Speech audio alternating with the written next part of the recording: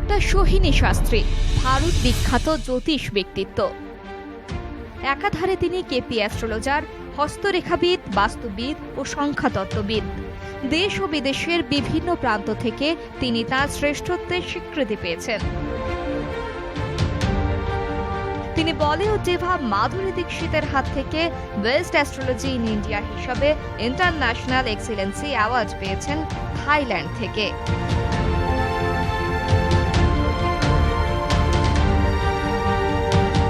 তিনি মুম্বাই থেকে অভিনেত্রী দিব্যা দত্তের হাত থেকে ইন্সপায়ার অ্যাওয়ার্ড পেয়েছেন।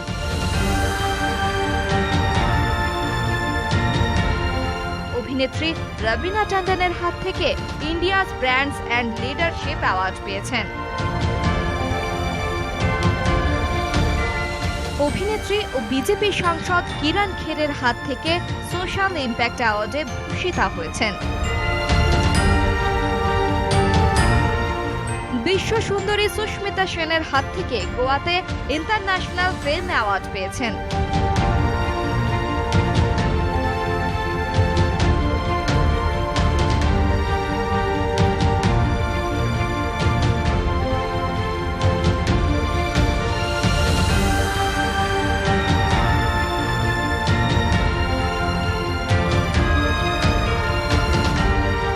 অভিনেত্রী সারা আলী খানের হাত থেকে গ্লোবাল সার্ভিস এক্সিলেন্সি অ্যাওয়ার্ড পেয়েছেন তিনি।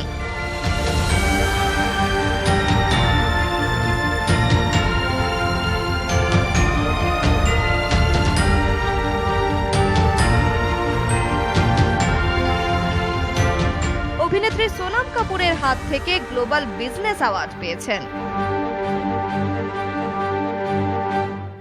তার সর্বসেরা স্বীকৃতি হল চ্যাম্পিয়ন্স অব চেঞ্জ পুরস্কার, সাম্মানিক পত্র ও স্বর্ণপদক, যেটি ভারতের উপরাষ্ট্রপতির হাত থেকে তিনি পেয়েছেন, যা অনেকটা সরকারি খেতাবের সমতুল্য।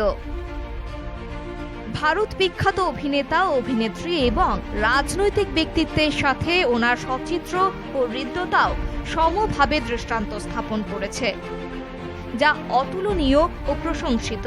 তিনি স্বনামধন্য জ্যোতিষ ব্যক্তিত্ব ছাড়াও একজন মাতৃসাধক ও সমাজসেবিকা।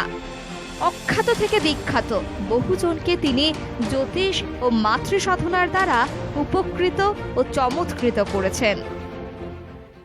নমস্কার, আপনারা দেখছেন কলকাতা টিভি। এই মুহূর্তে সঙ্গে সোহিনী অনুষ্ঠান নিয়ে ইন্দ্রাণী এসে গেছে। রোজকার মতো আপনাদের জানাই স্বাগত।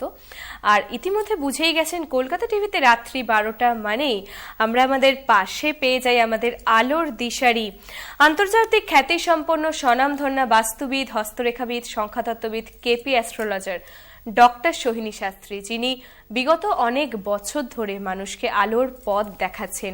তিনি কেবলই জ্যোতিষ নন, পাশাপাশি সিদ্ধিদাত্রী মায়ের সাধিকাও বটে। সেই মানুষটিকে আজকে আরও একবার স্বাগত জানাবো। দিদি নমস্কার। নমস্কার, সকল দর্শকবৃন্দকে আমার তরফ থেকে শুভেচ্ছা এবং শুভকামনা জানাই। আশা করি সকলেই ভালো আছেন এবং আগামী দিনেও ভালো থাকবেন। আগামী দিনে ভালো থাকার জন্য, ভালো রাখার জন্য তুমি তো আমাদের পাশে আছোই। দিদি, তুমি যেরকম প্রত্যেক দিন আমাদের বিভিন্ন দিক নিয়ে আলোচনা করছো, আমাদের জীবনের বিভিন্ন দিক নিয়ে, চলার পথের বিভিন্ন সমস্যা নিয়ে, তো সেরকমই আমরা পড়াশুনোর পরেই চিন্তা করি চাকরির দিকে যাওয়ার, বা মাধ্যমিক বা উচ্চ মাধ্যমিকের পর চেষ্টা করি চাকরি করব, সেরকম একটা পড়াশোনা যেটাতে চাকরিটা, লাইফটা সিকিওর হবে। তো সেক্ষেত্রে অনেকেরই বাবা মায়ের স্বপ্ন থাকে, পাশাপাশি ছাত্রছাত্রীদের যে ইঞ্জিনিয়ারিং বেছে নেবে, ইঞ্জিনিয়ারিং এর দিকে এগোবে। তো সেক্ষেত্রে তুমি কি বলবে, কোন ধরনের স্টুডেন্টরা বা জন্মছকে কিরকম গ্রহ নক্ষত্রের অবস্থান থাকলে একটি জাতক বা জাতিকা ইঞ্জিনিয়ার হতে পারবে? দেখো, ইঞ্জিনিয়ার কথাটার অর্থ হচ্ছে প্রকৌশলী, যারা যন্ত্রশিল্পী রূপে কাজ করে, যারা বাস্তুশিল্পী রূপে কাজ করছে, তারা হচ্ছে ইঞ্জিনিয়ার। ইঞ্জিনিয়ার কথাটা শুনলেই যন্ত্র ব্যাপারটা আসে, যন্ত্রের সঙ্গে ইঞ্জিনিয়ার খুবভাবে কানেক্টেড। তো এখানে ইঞ্জিনিয়ারিং যারা পড়বে তাদের অবশ্যই হরোস্কোপে বুধকে খুব স্ট্রং থাকতে হবে, কারণ ভালো ম্যাথমেটিক্স না জানলে ইঞ্জিনিয়ারিং পড়া কিন্তু সম্ভব নয়। এবং মেন কারগ্রহ, ইঞ্জিনিয়ারিং এর মেন কারগ্রহ হলেন কিন্তু, যেটা আমরা বলি মেন কি প্ল্যানেট, সেটা কিন্তু হচ্ছেন মঙ্গল। এবং জন্মছকে যারা ইঞ্জিনিয়ারিং পড়বে তাদের দেখতে হবে প্রথমত হচ্ছে যে বিদ্যাভাব কিরকম রয়েছে। বিদ্যাভাব হচ্ছে লগ্নের 4th হাউস। বিদ্যাভাবে যদি মঙ্গল থাকে অথবা শনি থাকে অথবা বুধ শুক্র থাকে, সেই ক্ষেত্রে কিন্তু ইঞ্জিনিয়ারিং পড়ার যোগটা তৈরি হয় এবং ইঞ্জিনিয়ারিং তারা পড়ে, এবং আমি বলবো যে তাদের ইঞ্জিনিয়ারিং নিয়ে পড়াশোনা করলে তাদের সাফল্য আসবে। আচ্ছা দিদি, এক্ষেত্রে ইঞ্জিনিয়ারিং এ তো অনেকগুলো সাবজেক্ট রয়েছে, অনেকগুলো বিভাগ রয়েছে, যেরকম মেকানিক্যাল, ইলেকট্রিক্যাল, কম্পিউটার ইঞ্জিনিয়ারিং। তো এই ক্ষেত্রে এই এতগুলো ট্রেডের মধ্যে কোন ট্রেডটা বেছে নেওয়া হয় না যে পরীক্ষায় বা একটি জাতক বা জাতিকার একটা মেকানিক্যালের দিকে যাওয়ার ইচ্ছে, কিন্তু তার জন্য সেটা সঠিক কিনা সেটা তো জ্যোতিষশাস্ত্র বিচার করে বুঝতেই পারে। তাহলে এটা তুমি কি বলবে যে কোন ট্রেডটা বেছে নেওয়া একজন স্টুডেন্টের জন্য ভালো হবে? দেখো, এই ক্ষেত্রে বিচার করতে হবে তার কম্বিনেশন, গ্রহগত কম্বিনেশন। যদি তার 4th হাউস, সেখানে আমি দেখি যে তার শনি এবং বুধ রয়েছে, সেই ক্ষেত্রে তাকে আমি বলবো তুমি এই মেকানিক্যাল ইঞ্জিনিয়ারিং নিয়ে পড়ো, তাহলে সেই ক্ষেত্রে ভালো হবে। যদি তার 4th হাউস, কারণ যেহেতু 4th হাউস বিদ্যাভাব, সুতরাং 4th হাউসটা মেন দেখতে হবে, কারণ এখানে আমরা পড়াশোনা নিয়ে আলোচনা করছি যে কোন সাবজেক্ট নিয়ে সে পড়াশোনা করবে। তো 4th হাউসটা এখানে মেন। আমি 4th হাউসে দেখবো যদি ওর যেটা আমি বললাম যে বুধ এবং শনি থাকলে মেকানিক্যাল ইঞ্জিনিয়ারিং, 4th হাউসে যদি চন্দ্র এবং শুক্র থাকে, সেই ক্ষেত্রে কিন্তু আইটি ইঞ্জিনিয়ারিং নিয়ে পড়ার যোগ থাকে। 4th হাউসে যদি শনি এবং মঙ্গল থাকে, সেই ক্ষেত্রে সিভিল ইঞ্জিনিয়ারিং নিয়ে কিন্তু পড়াশোনা করবে। 4th হাউসে যদি বুধ রাহু একসঙ্গে থাকে, সেই ক্ষেত্রে কিন্তু কমিউনিকেশন ইঞ্জিনিয়ারিং নিয়ে পড়াশোনা করবে। সুতরাং 4th হাউসে যে যে গ্রহের অবস্থান থাকবে এবং 4th লর্ড বিদ্যা লর্ড এবং 9th লর্ড ভাগ্য লর্ড, দেখতে হবে ভাগ্য তাকে সাপোর্ট দিচ্ছে কিনা। সে যে ইঞ্জিনিয়ারিং পড়াশোনা করবে, যে সাবজেক্টটা নিয়ে সে পড়াশোনা করুক, তার একটা ভাগ্যের সাপোর্ট দরকার, ভাগ্য সাপোর্ট দিচ্ছে কিনা। তো এই ক্ষেত্রে 9th লর্ড যদি স্ট্রং থাকে, 9th লর্ড যদি শুভ ঘরে অবস্থান করে, সেই ক্ষেত্রে খুব মানে ইজিয়েস্ট হয় আর কি, জিনিসটা অনেক ইজি হয়। তো এই সমস্তগুলো বিচার করে বলা যেতে পারে যে সে কি ট্রেডে যাবে, তুমি যেটা প্রশ্ন করছিলে। সুতরাং আমরা বিদ্যাভাব দেখবো আর ভাগ্যভাব দেব, এই দুটোর উপর বিচার করে কিন্তু তখনই ডিসিশন নেওয়া যাবে যে কোন ট্রেডে গেলে সে সাকসেস পাবে। দিদি, তো তোমার কাছে আলোচনায় আসবো যে ইঞ্জিনিয়ারিং পাশ করার পরে প্রাইভেটে চাকরি করার অনেকের স্বপ্ন থাকে, আবার অনেকে চেষ্টা করে যে না সরকারি চাকরি করবে। তো ইচ্ছেটা তো সবসময় বড় কথা হয় না, সেখানে ভাগ্যটা অবশ্যই সাথ দেওয়া দরকার। তো সেক্ষেত্রে তুমি কি বলবে, মানে কিরকম গ্রহের অবস্থান থাকলে, যেরকমটা তুমি বলছো যে সেক্ষেত্রে কারা সরকারি চাকরি করতে পারবে আর কারা প্রাইভেটে গেলে তাদের বেটার হবে? দেখো, সরকারি চাকরির মেইন কারগ্রহ হচ্ছেন বৃহস্পতি এবং রবি। সুতরাং আমি যে কম্বিনেশনগুলো বললাম, সেই ক্ষেত্রে ইঞ্জিনিয়ারিং নিয়ে পড়ার কথা হচ্ছিল, তো সেটা আমরা বিদ্যাভাব থেকে পেলাম, 4th হাউস থেকে পেলাম। এবার এখানে আমি দেখব যে সরকারি চাকরি করতে গেলে তার কিন্তু লগ্নের ষষ্ঠ ভাব 6th হাউস 10th হাউসকে দেখতে হবে। সুতরাং অবশ্যই 6th হাউসে শনি এবং তার সঙ্গে যদি বৃহস্পতি অবস্থান করে থাকে এবং কর্মভাব প্রফেশন, সে কি সাবজেক্ট নিয়ে যাবে, সেই ব্যাপারটা হচ্ছে 10th হাউস থেকে আসে। সুতরাং লগ্নের 10th হাউসে যদি দেখা যায় যে শনি অবস্থান করে আছে তার সঙ্গে বৃহস্পতি, অথবা হয়তো রাহু অবস্থান করে আছে তার সঙ্গে বৃহস্পতি, অথবা দেখা গেল বুধ এবং তার সঙ্গে রবি, সেই ক্ষেত্রে কিন্তু যেহেতু রবি বৃহস্পতি মেন সহায়কারী গ্রহ হচ্ছেন মানে সরকারি চাকরির, সুতরাং এদের অবস্থান থাকতে হবে। আবার সমানভাবে দেখতে গেলে আমরা এখন প্রত্যেকেই সরকারি চাকরিটা বেশি চাই, কারণ সেখানে লাইফটা অনেক বেশি সিকিউর, অনেক বেশি সিকিউর, অনেক বেশি স্টেবল, একেবারে একটা স্টেবল ইনকাম, কারণ এখন খুব কম্পিটিশন ওয়ার্ল্ড। একদমই। আর এখন হচ্ছে যে অনেক পরীক্ষার্থী, অনেকের চাকরি দরকার, কিন্তু চাকরির আসন সীমিত। সেই ক্ষেত্রে প্রত্যেকেই চায় যে একটা ভালো সরকারি চাকরি হয়ে যাক, তাহলে লাইফটা অনেক সিকিউর হয়ে যায়। তো সেই ক্ষেত্রে অনেক ক্ষেত্রে দেখা যায় যে এটাও কিন্তু অ্যাস্ট্রোলজিক্যালি রিজন, যে সে হয়তো একটা সাবজেক্ট নিয়ে পড়েছে এবং সে চাকরি করছে অন্য ফিল্ডে, এবং তুমি যেটা বললে যে সরকারি চাকরিতে গেল না, সে প্রাইভেট ফিল্ডে যায়। অনেককে দেখেছি, এটাও বলবো না যে অনেকেই সবসময় সরকারি চাকরিতে যেতে চায়, কারণ অনেকে চায় বিদেশে প্রতিষ্ঠা, বা হয়তো চাইছে প্রাইভেটে চাকরি করলে সেখানে তার ডেভেলপমেন্ট, গ্রোথ, বিশেষ করে ফিনান্সিয়ালি গেইন, ফিনান্সিয়ালি গেন হওয়ার চান্সটা অনেক বেশি থাকে, সেই ক্ষেত্রে হয়তো সে নিজের থেকেই বেছে নিচ্ছে প্রাইভেট সার্ভিস করার, কারণ তার কাছে অনেকগুলো অপশনস খোলা থাকছে সেই জন্য। ঠিক এই প্রসঙ্গ ধরে তোমায় জিজ্ঞেস করব যে আমাদের মধ্যে এখন একটা ট্রেন্ড খুব দেখা যাচ্ছে যে আইটি সেক্টরে জব করার, এইটার ক্ষেত্রে কারণটা কি? কারণ এই ক্ষেত্রে একটা অবশ্যই যেটা তুমি বলছিলে যে প্রসপেক্টটা অনেকটা বেটার, কিন্তু সেক্ষেত্রে নিশ্চয়ই গ্রহ নক্ষত্রের একটা ভাইটাল পজিশন থাকছেই। অবশ্যই কিরকম পজিশন থাকে, কারণ এই ক্ষেত্রে আইটিতে যেতে গেলে সেই ক্ষেত্রে বুধ, চন্দ্র এবং অবশ্যই শুক্র, কারণ আইটির কিন্তু মেন কারগ্রহ হচ্ছেন শুক্র এবং বুধ। সুতরাং যদি আইটি ফিল্ডে চাকরি করেছে, আইটি ইঞ্জিনিয়ারিং পাশ করার পর, সেই ক্ষেত্রে তার কর্মভাবের সঙ্গে কোনো না কোনোভাবে শুক্র, বুধ এবং চন্দ্রের একটা কম্বিনেশন থাকা দরকার। এবং D9 চার্ট এবং ডি টাইম চার্টও এখানে কিন্তু খুব ভাইটাল।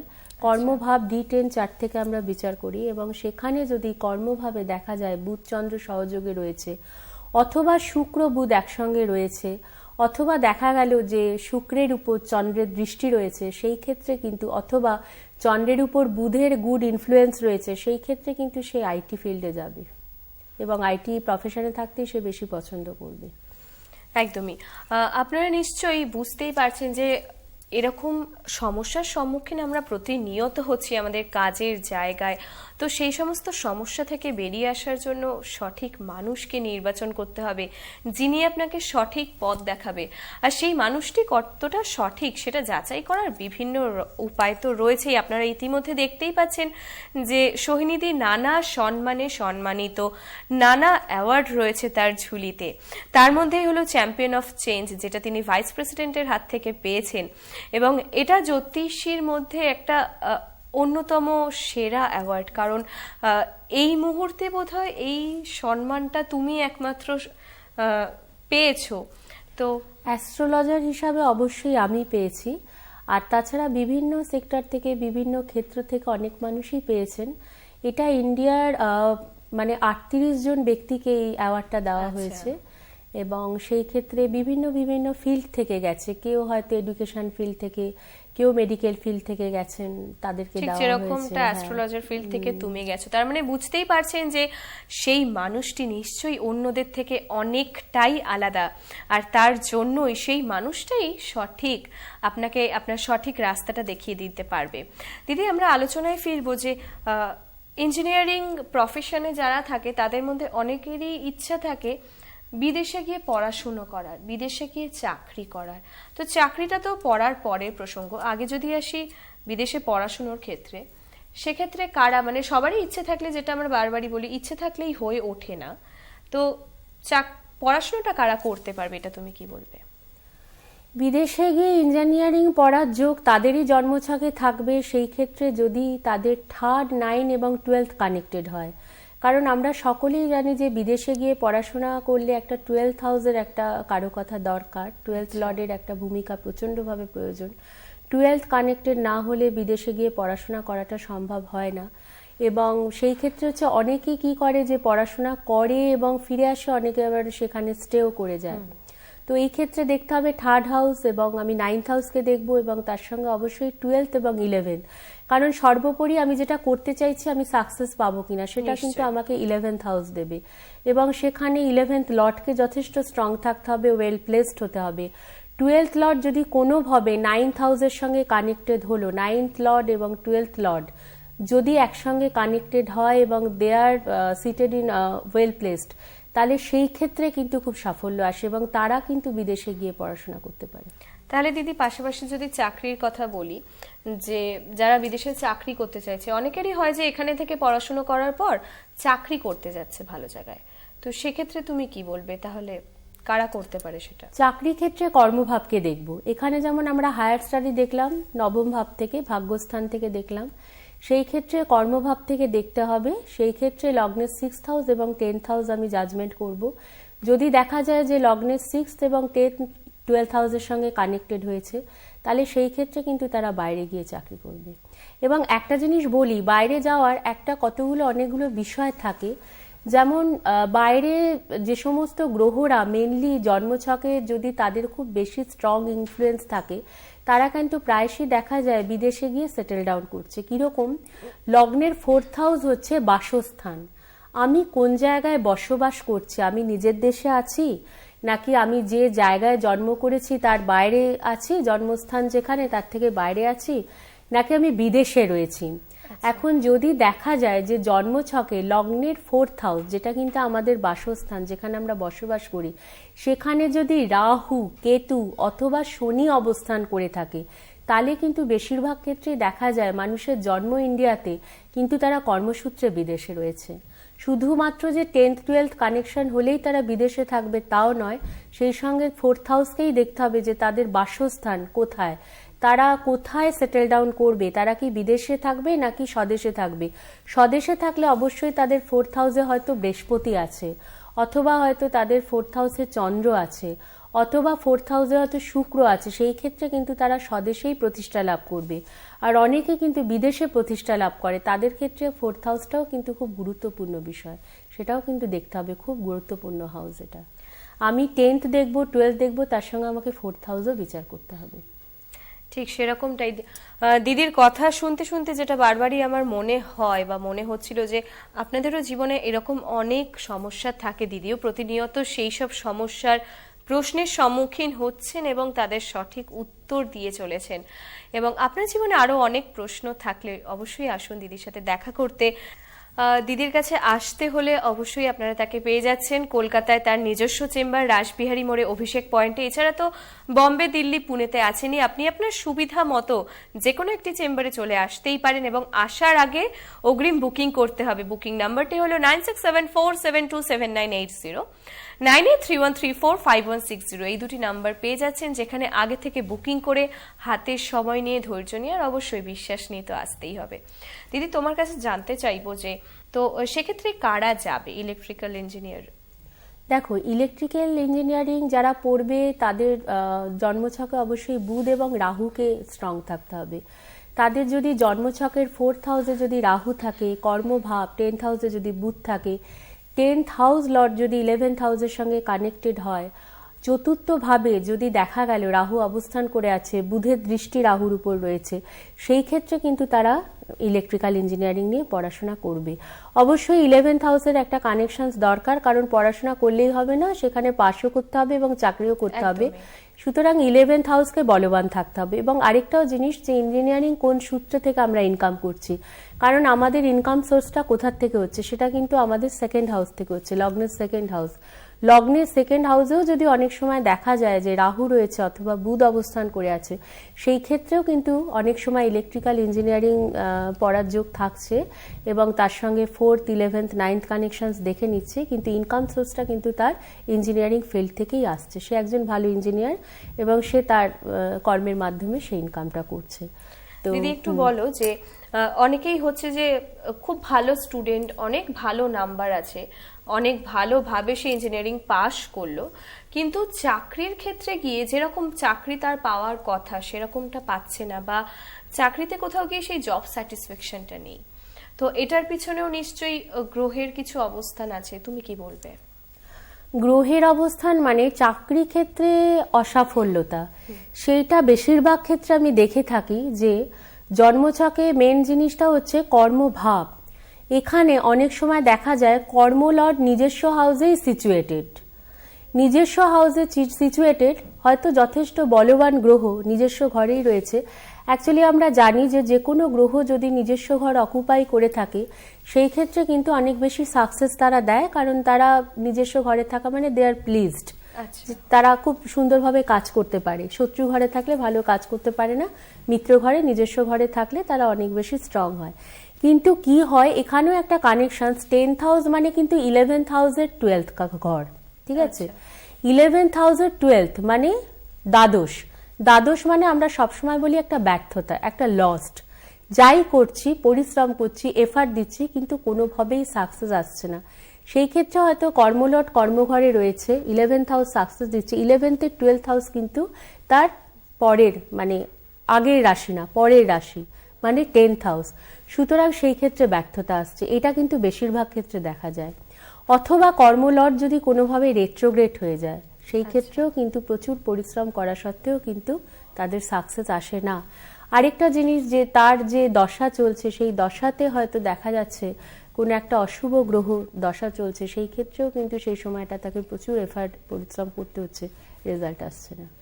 দেখো, এখানে হচ্ছে যেটা তুমি একটু আগেই বলছিলে, তোমার যে প্রশ্নটা, সেটা হচ্ছে যে গিয়ে ফিরে আসা 15 দিনের জন্য, 1 মাসের জন্য, বিশেষ করে দেখা যায় শর্ট প্রজেক্ট, ঠিক আছে, এবং এটা আইটি ফিল্ডেই হয়ে থাকে। শর্ট প্রজেক্টের জন্য যাচ্ছে 15 দিন, 1 মাস, 3 মাস, খুব বড় জোর 6 মাস, তারপরে তাকে ব্যাক করে আসতে হয়। অনেক সময় দেখা যায় 1 বছর, 2 বছর, 3 বছর। এখন এটার আমরা কিন্তু থার্ড হাউস থেকে পাই। যদি আমরা দেখি যে কর্মলর্ড এবং থার্ড লর্ড একসঙ্গে কানেক্টেড, থার্ড লর্ডের ইনফ্লুয়েন্স কর্মলর্ডের উপর রয়েছে, সেই ক্ষেত্রে কিন্তু তারা যাবে, গিয়ে শর্ট প্রজেক্টের কাজ করে তারা ফিরে আসবে। আর দীর্ঘ কালের জন্য বসবাস করা, দীর্ঘ সময়ের জন্য বিদেশে গিয়ে সেখানে থাকা, সেটা কিন্তু অবশ্যই দ্বাদশ ভাব আসছে। কিরকম? কর্মলর্ড হয়তো 12th হাউসে সিচুয়েটেড, ঠিক আছে, কর্মলর্ড 12th হাউস হচ্ছে দ্বাদশ ভাব, যে কিনা বিদেশ বোঝায়। আমরা দ্বাদশ ভাব বলতে অনেক কিছু বিষয় থাকে, শুধুমাত্র বিদেশ না, কিন্তু এই ক্ষেত্রে যেহেতু একটা কর্মসংক্রান্ত বিষয় নিয়ে আমরা আলোচনা করছি, সেই ক্ষেত্রে যারা হয়তো বিদেশে আছেন সুপ্রতিষ্ঠিত, বা যারা বিদেশে গিয়ে প্রতিষ্ঠা হতে চাইছেন, সেই ক্ষেত্রে দেখতে হবে আপনার কর্মভাব এবং আপনার দ্বাদশ ভাব যদি কর্মলর্ড দ্বাদশ ভাবের সঙ্গে কানেক্টেড হয়, সেই ক্ষেত্রে কিন্তু সেই সব মানুষজন বাইরে গিয়ে অনেক বছরের জন্য সেটেল ডাউন করতে পারবেন।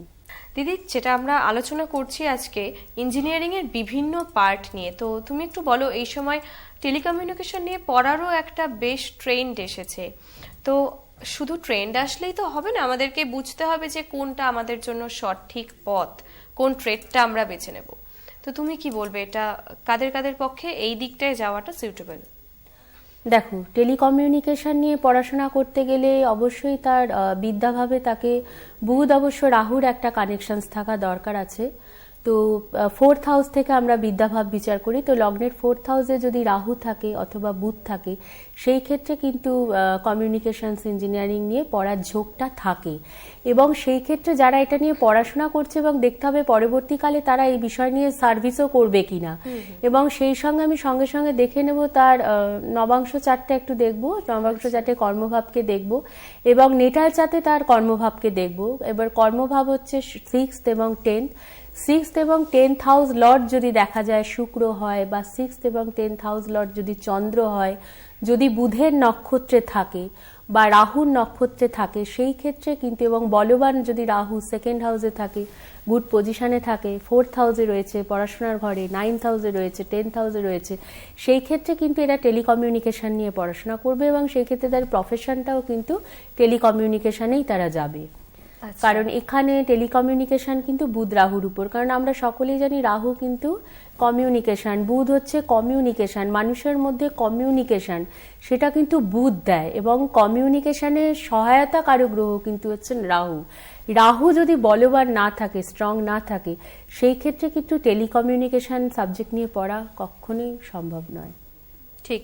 পাশাপাশি দিদি জিজ্ঞেস করবো যে আমাদের ইঞ্জিনিয়ারিং এ তো যেরকমটা তুমি বলছো যে অনেক ধরনের ট্রেড রয়েছে, তো সেক্ষেত্রে যারা আর্কিটেকচার নিয়ে পড়তে চাইছে, তো তারা কিভাবে এগোবে, মানে কারা এই ট্রেডটাকে বেছে নেবে, বা ধরো এই আর্কিটেকচার নিয়ে পড়েও সঠিক উপায় হয়তো প্লেসমেন্ট পাচ্ছে না, তো সেটা তুমি কি বলবে? দেখো, আর্কিটেকচার মানে একটা খুব ইন্টারেস্টিং সাবজেক্ট, ঠিক আছে, তো আর্কিটেকচার নিয়ে পড়তে গেলে সেখানে অবশ্যই বুধ এবং রবি, কারণ আর্কিটেকচার নিয়ে যারা পড়াশোনা করবে তাদের জন্মছকে মঙ্গল, রবি এবং বুধের কানেকশনস দেখতে হবে। অবশ্যই প্রথমত বলবো জন্মছকে মঙ্গলকে স্ট্রং থাকতে হবে, বুধকে স্ট্রং থাকতে হবে, এবং রবিকে স্ট্রং থাকতে হবে। রবি যদি দেখা যায় যে কারোর জন্মছকে লগ্নের 5th হাউসে খুব স্ট্রং অবস্থায় রয়েছে, লগ্নের 4th হাউসে বুধ খুব স্ট্রং অবস্থায় রয়েছে, এবং দেখা গেল লগ্নের 10th হাউস যেটা কর্মভাব প্রফেশন, সেখানে মঙ্গল স্ট্রং পজিশনে রয়েছে, তাহলে কিন্তু একটা আদর্শ জন্মছক আর্কিটেক্ট ইঞ্জিনিয়ার হওয়ার জন্য। এর থেকে আর আদর্শ জন্মছক হয় না। এবং সেই ক্ষেত্রেও একটা জিনিস বলবো যে মঙ্গল হয়তো তার নিজস্ব ক্ষেত্রে রয়েছে, মঙ্গল হয়তো 11th হাউসের নক্ষত্রে রয়েছে, সেই ক্ষেত্রেও কিন্তু আর্কিটেক্ট ইঞ্জিনিয়ারিং নিয়ে পড়লে সে অনেক দূর যায়। এবং দেখো, এটা না হয়তো বেশিরভাগ মানুষ এটা নিয়ে পড়ে না, কারণ আজকালকার যে ট্রেন্ড সেটা হচ্ছে আইটি, টেলিকমিউনিকেশন, একদমই। তারপরে হচ্ছে মেকানিক্যাল ইঞ্জিনিয়ারিং, ঠিক আছে, এইগুলোর দিকেই মানুষের ঝোঁক বেশি। কিন্তু আর্কিটেকচার কিন্তু অনেক দূর যেতে পারে, এবং আমরা দেখি একজন আর্কিটেকচার ইঞ্জিনিয়ারিংয়ের কিন্তু প্রচণ্ড ডিমান্ড রয়েছে, সেটা দেশেই বলো আর বিদেশে রয়েছে। নিশ্চয়ই। সে নিজস্ব ফ্রিল্যান্সিংয়েরও কাজ করতে পারছে, আবার সে কিন্তু অফিসেও সার্ভিস করতে পারছে। কিন্তু এইটার জন্য আর্কিটেকচার মানে কিন্তু রবি মঙ্গল এবং তার সঙ্গে বুধের কম্বিনেশন দেখতে হবে। অনেক সময় কি হয় যে দেখা যায় যে লগ্নের 10th হাউস কর্মভাবে অথবা লগ্নের 6th হাউস কি ক্যাটাগরি জব করবে সেটা, সেখানে হয়তো 3টে গ্রহ একসঙ্গে অবস্থান করে আছে, এটা আমরা বলি প্ল্যানেটারি কম্বিনেশন। আচ্ছা, রবি, বুধ এবং মঙ্গল, সেই ক্ষেত্রেও কিন্তু আর্কিটেক্ট ইঞ্জিনিয়ার হওয়ার তার সুযোগ থাকে। আজকে তুমি আমাদেরকে যদি সেরকম কোনো টিপস দাও তাহলে সেটা খুব ভালো হয়। দেখো, যারা পরীক্ষার্থী তাদের উদ্দেশ্যে বলবো, যখন তোমরা পরীক্ষা দিতে যাচ্ছ, হয়তো কোনো কম্পিটিটিভ এক্সামস দিতে যাচ্ছ, বা আজকের যেটা মূল বিষয় ছিল ইঞ্জিনিয়ারিং, তো তোমরা যারা ইঞ্জিনিয়ারিং পরীক্ষার জন্য তৈরি হচ্ছ বা পরীক্ষা দিতে যাচ্ছ, তাদেরকে বলবো যে যদি সম্ভব হয়, জানি তোমরা অনেক বয়সে কম, কিন্তু কিছু ছোট ছোট টিপস যদি মেনে চলো সেই ক্ষেত্রে খুব ভালো রেজাল্ট পাওয়া যায়। সপ্তাহে যে কোনো একটা দিন, মঙ্গলবার অথবা শনিবার, যদি তোমরা পিওরলি ভেজ খেতে পারো, পিওরলি ভেজ বলতে মাছ, মাংস, ডিমের সঙ্গে কিন্তু রসুন পেঁয়াজটাও পড়ে, আচ্ছা, তো সেটা যদি সপ্তাহের একটা দিন করে, পরীক্ষার আগে একটা দিন করে যদি পিওরলি ভেজ খাওয়া যায়, মঙ্গল অথবা শনিবার এর মধ্যে কোনো একটা দিন, তাহলে কিন্তু পরীক্ষার্থীদের অনেকটা সহজ হয়ে যায়। দ্বিতীয়ত হচ্ছে যে যেটা হচ্ছে আমাদের মেন বিদ্যার মেন কারক দেবী হলেন সরস্বতী, মা সরস্বতী। আমরা তাকে সবসময় স্মরণ করি, বন্দনা করি। তাকে স্মরণ না করলে, বন্দনা না করলে কিন্তু আমরা কখনোই এগিয়ে যেতে পারবো না, কারণ তিনি আমাদের মধ্যে বিদ্যা দিচ্ছেন। সুতরাং প্রত্যেক দিন যদি ওম এইম সরস্বত্যই নমঃ, ওম এইম সরস্বত্যই নমঃ, এই মন্ত্রটা যদি 108 বার করে জপ করা যায় নিজের নামগোত্র বলে, তাহলেও কিন্তু তোমরা অনেকটা সাহায্য পাবে। বিশেষ করে যাদের কনসেন্ট্রেশন রিলেটেড প্রবলেম নিয়ে ভুগছো, তারা কিন্তু যদি এটা করো তাহলে কিন্তু অনেকটা তোমরা সাহায্য পাবে। আর যারা পরীক্ষা দিতে যাচ্ছ তাদেরকে বলবো, যদি সম্ভব হয় একটু শুভ রং লাল এবং সাদা কম্বিনেশন করে যদি তোমরা পরীক্ষা দিতে যাও, অথবা গ্রিন কালারের ড্রেস পরে যদি পরীক্ষা দিতে যাও, সেই ক্ষেত্রে কিন্তু অনেকটা সাহায্য করবে তোমাকে। বুঝতেই পারছেন দিদির কথা শুনতে শুনতে যে এই অল্প সময়ের মধ্যে এইটুকু টিপস পেয়ে ঠিক মনটাও ভরলো না, অনেকটাই ইচ্ছে করছে জানি আরো অনেক কিছু জানতে, দিদির থেকে আরো অনেক কিছু শুনতে। আর যেমনটা বলছিলে যে ওই নিজেদের ভালো থাকার জন্য, ভালো জীবনের জন্য ওই সপ্তাহের যে কোনো একটা দিন নিরামিষ আহার করাই যায়। নিরামিষ আহারটা খুব সুন্দর খাবার এবং করা যেতেই পারে, একদমই। এবং সেটার মাধ্যমে বিশেষ করে মঙ্গল অথবা শনি, কারণ মঙ্গল বারে করলে মঙ্গল এবং রাহু একটা ব্যাপার থাকে, সেই ক্ষেত্রে মঙ্গলবার যদি নিরামিষ খাওয়া যায় অনেক বেস্ট। যারা পরীক্ষা দিচ্ছে তাদের জন্য খুব ভালো। এবং আরেকটাও বলবো সকল পরীক্ষার্থীর উদ্দেশ্যে, যে তোমরা প্রত্যেক দিন ঘুম থেকে উঠে নিজস্ব ইষ্ট দেবতা বা ইষ্ট দেবী যাকে তোমরা প্রত্যেক দিন স্মরণ করো, মা সরস্বতীর বন্দনা তো রইলই, তার সঙ্গে মা সরস্বতীর জপও থাকবে, কিন্তু তার সঙ্গে প্রত্যেক দিন যদি ইষ্ট দেবতা বা ইষ্ট দেবীর মন্ত্র তোমরা প্রত্যেক দিন জপ করতে পারো, তাকে স্মরণ করতে পারো অন্তত দিনে 5 মিনিট করে, তাহলে প্রত্যেকটা পরীক্ষার্থী অনেক ভালো রেজাল্ট করতে পারবে। এবং আমাদের মেন ঈশ্বর হচ্ছেন আমাদের মাতা এবং পিতা, যারা আমাকে জন্ম দিয়েছেন, আমাদের পৃথিবীতে এনেছেন, এবং যারা আমাদের এখনো পর্যন্ত দেখভাল করছেন, যারা পরিশ্রম করে যাচ্ছেন প্রতিনিয়ত সন্তানদের ভালোর জন্য, তাদেরকে যদি প্রত্যেক দিন প্রণাম করা যায়, তাদের কথা যদি শোনা যায়, তাদেরকে যদি রেসপেক্ট করা যায়, তাহলেও কিন্তু তোমরা তোমাদের পরীক্ষায় অবশ্যই ভালো ফল করবে। একেবারে দিদির এই আলোচনা শুনতে শুনতে আমরা একেবারে সময়ের শেষ লগ্নে এসে পৌঁছেছি, তাই আজকের মতো এখান থেকে বিদায় নেব। দিদিকে ধন্যবাদ জানাই, অনেক ভালো থাকো, এবং তুমি ভালো থাকলেই আমরা ভালো থাকবো। আর এই আশ্বাস নিয়ে আবার ফিরে আসবো, দেখতে থাকুন সঙ্গে সোহিনী। নমস্কার, এবং সকলের উদ্দেশ্যে বলবো সকলেই খুব ভালো থাকুন, জীবনটাকে খুব সুন্দর করে গড়ে তুলুন।